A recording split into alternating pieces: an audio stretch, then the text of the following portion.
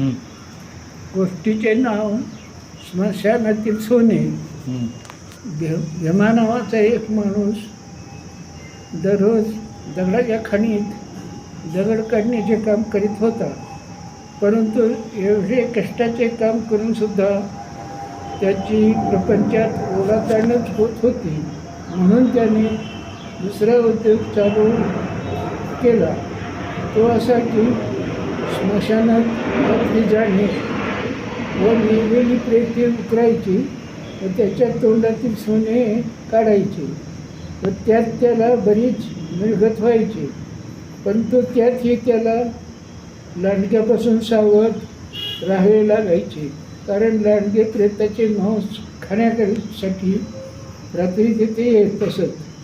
तसेही एके रात्री लोखंडी पहार घेऊन हातात खंजीर घेऊन तो रात्री माणूस कुठे पडला आहे याची माहिती घेऊन तो तिथे गेला व प्रेत वर काढले. तेवढ्यात लांडगीची टोळी प्रेताचे वास घेत तिथे आली.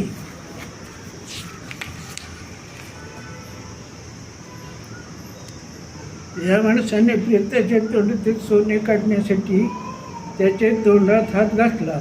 तेवढ्यात लांडगीची टोळी आली व त्याच्यावर चाल करू लागली. याचा हात बाहेर काढण्याचा प्रयत्न असतानाच प्रेताचे तोंड मिटले.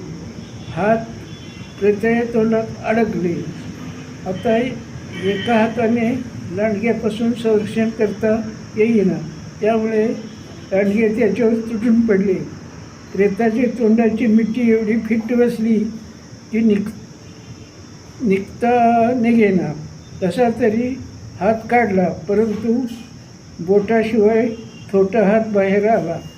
त्याला खूप पश्चाताप झाला. त्याला दगड काढण्याचे काम ही करता येईना. या सोन्याच्या अपेक्षेने आपण उजवा हात निकामी केला. त्याला आता एका हाताने दगडाचे खाणीचे काम करता येईना. पहिलेच बरे होते. याचा अर्थ असा, फुकटचे मिळालेले पैसे किंवा सोने असो ते घातक ठरते. घाम गळून केलेले कष्टाचे जगणे समाधानाचे असते.